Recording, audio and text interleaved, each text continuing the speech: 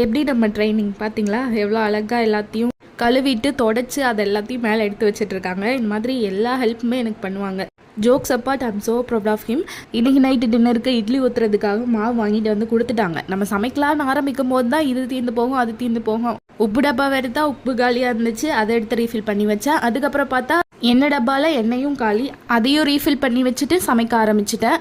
சமைக்கும் போது சைடில் வந்து பார்த்திங்கன்னா இந்த சைடில் டிவி ஓடிட்டு இருந்துச்சு, அதில் ஹார்ட் பீட் சீரிஸ் போயிட்டு இருந்துச்சு. சமைக்கும் போது அப்படியே எட்டி பார்த்துட்டே சமைச்சிட்டு இருந்தேன். சமைக்கும் போது எண்ணெய் உப்பெல்லாம் தான் காலி ஆகிடுச்சின்னு சொல்லிட்டு ரீஃபில் பண்ணி வச்சா கேஸும் காலி ஆகிடுச்சு. திடீர்னு பார்த்தா இட்லி ஊற்றி வச்சுருந்தேன். திடீர்னு பார்க்குறேன் அடுப்பு எரியவே இல்லை. அதுக்கப்புறம் நல்ல வேளை இட்லி வெந்திருந்தது, அதனால தப்பிச்சேன். அதுக்கப்புறம் அண்ட் கேஸுமே வந்து எங்களுக்கு 100 நாளுக்கு மேலே வந்துச்சு. இட்லியை எடுத்து வச்சுட்டு நான் சட்னியை மட்டும் இண்டக்ஷனில் வச்சுட்டேன். கார சட்னி தான் வச்சேன், வேறு ஒன்றும் பெருசாக பண்ணல. பூண்டு மட்டும் கொஞ்சம் அதிகமாக சேர்த்துருக்கேன். இன்றைக்கி மினி விலாக் அவ்வளோதான். நம்ம அடுத்த ஒரு மினி விலாகில் மீட் பண்ணலாம். பாய்.